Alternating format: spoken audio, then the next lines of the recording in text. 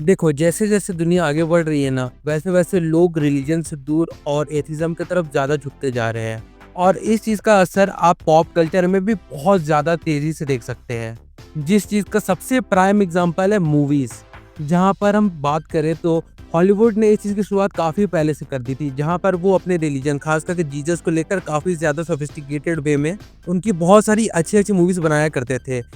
लेकिन कुछ टाइम बाद एक ऐसा वक्त आया जब हॉलीवुड के बहुत सारे creators in the name of comedy और पैरोडी जीसस पे बहुत सारे ऐसे मूवीज बनाने लगे जो आज भी बहुत ज्यादा कंट्रोवर्शियल माना जाता है। और भले ऐसी मूवीज को बहुत लोग कल्ट क्लासिक मानते हैं और मैंने भी ऐसी कई सारी मूवीज देखी और मुझे भी वो काफी ज्यादा पसंद है। लेकिन बात अब ये आता है ना कि क्या is it so necessary to troll religion और गॉड्स जिस पर करोड़ों लोगों का विश्वास है।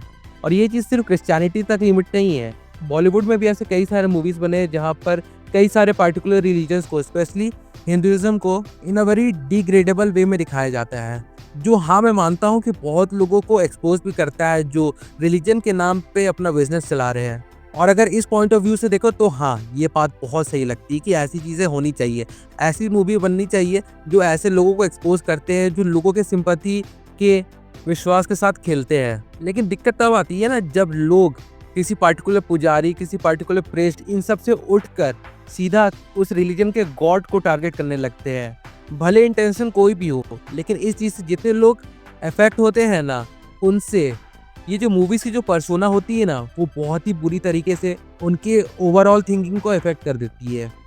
लाइक फॉर एग्जांपल मैं आपको बताना चाहूँगा पीके मूवी का ये वाला सीन, जहाँ पर हम क्लियरली देख सकते हैं कि हाँ, पीके भगवान शिव के एक कॉस्प्ले को पहने हुए आदमी को वो भगवान शिव ही समझ लेता है और फिर उनसे विनती करता है कि वो उसका सामान लौटा दे या फिर ढूंढने में मदद कर दे।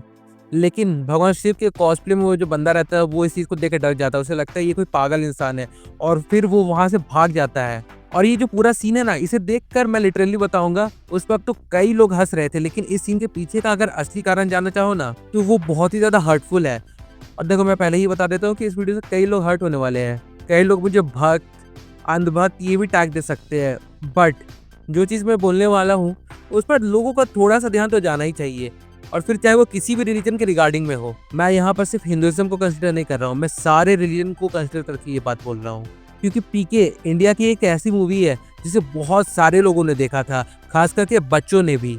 और जिन बच्चों ने ये सीन देखा था और इस सीन को देखकर वो कई ज़्यादा हंसे थे, जो कि एक अच्छी बात है, ये फिल्म उन्हें एंटरटेन कर पाई थी। बट अगर इस मूवी के बाद उन्होंने भगवान शिव का कोई फोटो भी देखा होगा तो उनके दिमाग में सबसे पहला जो ख्याल आया होगा ना, वो इसी मूवी के इस सीन के ही रिगार्डिंग होगा कि किस तरीके से भगवान शिव पीके से डरकर भागे थे।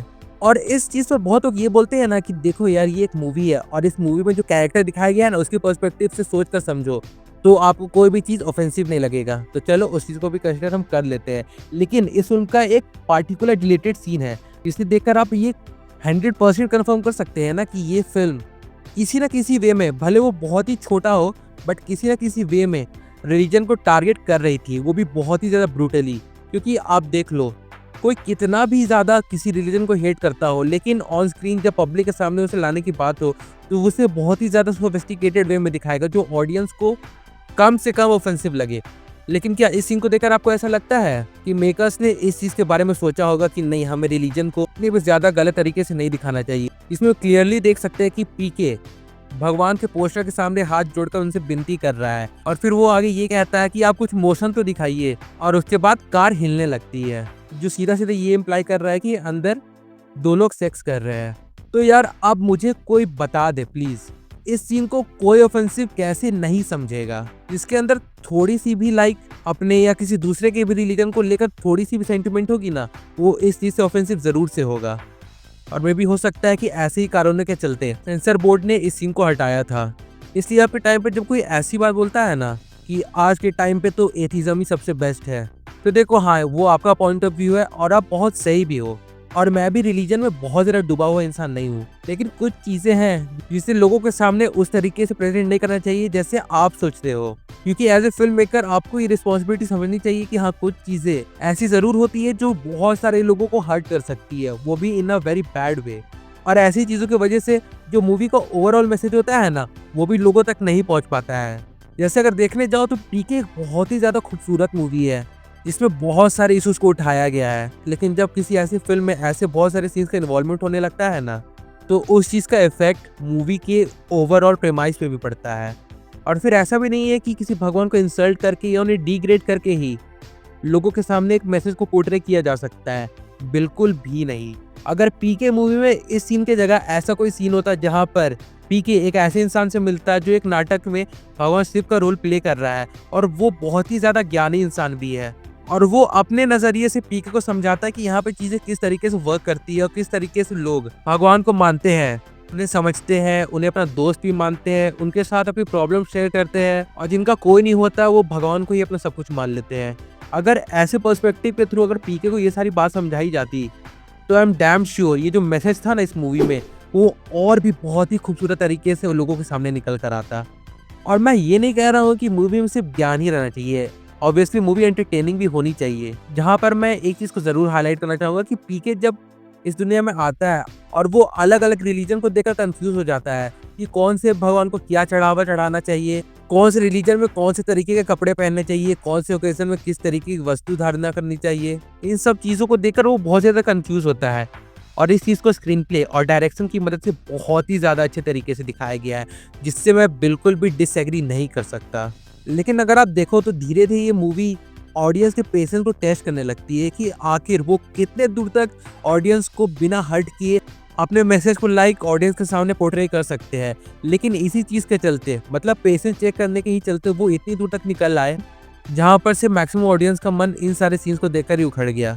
एंड अल्टीमेटली जो मैसेज ये फिल्म पोर्ट्रे करना चाहती थी उससे तो वो भटकी नहीं, लेकिन जिन लोगों को ये सारी चीज़ें ऑफेंसिव लगी, जो मे बी अगर ऐसे सीन्स का इन्वॉल्वमेंट नहीं होता तो वो भी इस फिल्म को पूरी तरीके से देखते हैं, और वो भी इस मूवी के ओवरऑल जो मैसेज था उसे अच्छी तरीके से समझ सकते हैं। क्योंकि जाहिर सी बात है कि अगर आपको किसी के रिलीजन को लेकर उसके सामने एक अच्छा मैसेज रखना है, तो उसका जरिया केवल हेट नहीं हो सकता है। You can do that by shedding some good light over that particular religion. Maybe तब और लोग आपकी बात को और अच्छी तरीके से समझ पाए। वरना ये तो हम सब जानते हैं कि अगर किसी एक रिलीजन का मजाक उड़ाया जाता है तो दूसरे रिलीजन के लोग उस सीन को देखकर बहुत ही ज़्यादा मज़ा लेते हैं और उसे बहुत ज़्यादा शेयर भी करते हैं, एंड वाइस वर्सा। और फिर ऐसी ऐसी चीज़ें धीरे धीरे चलकर आगे हेटरेट का भी रूप ले लेती है। तो वेल, अगर इस पर्सपेक्टिव से भी देखो तो अगर ऐसी चीज़ों को इग्नोर कर दिया जाए या फिर इन सीन्स को किसी और तरीके से दिखाया जाए, तो मे बी ना हेटरेट स्प्रेड होगी, मैसेज और अच्छे तरीके से लोगों के सामने आ पाएगा, और ऑडियंस कुछ नया सीख भी पाएगी। सो लेट्स होप कि आगे अगर ऐसी और भी मूवीज़ बने, जो कि ऑब्वियसली बननी ही चाहिए, तो उसमें कुछ बातों का बस ध्यान रखा जाए, जिससे जो message film makers maximum audience के सामने लाना चाहते हैं वो उन ऑडियंस के सामने आ भी पाए, वो भी बिना किसी झिझक के। तो वेल, चलिए यही था एक वीडियो इस पूरे टॉपिक अराउंड, जो मैंने सोचा कि चलो इसे भी आप लोगों के सामने रख ही दिया जाए। और हाँ, वेल, इस चीज़ पर आपका क्या कहना अभी कमेंट करके ज़रूर बताइएगा। बाकी फिर चलिए मिलते हैं बहुत जल्द एक और नए वीडियो के साथ, तब तक के लिए बाय।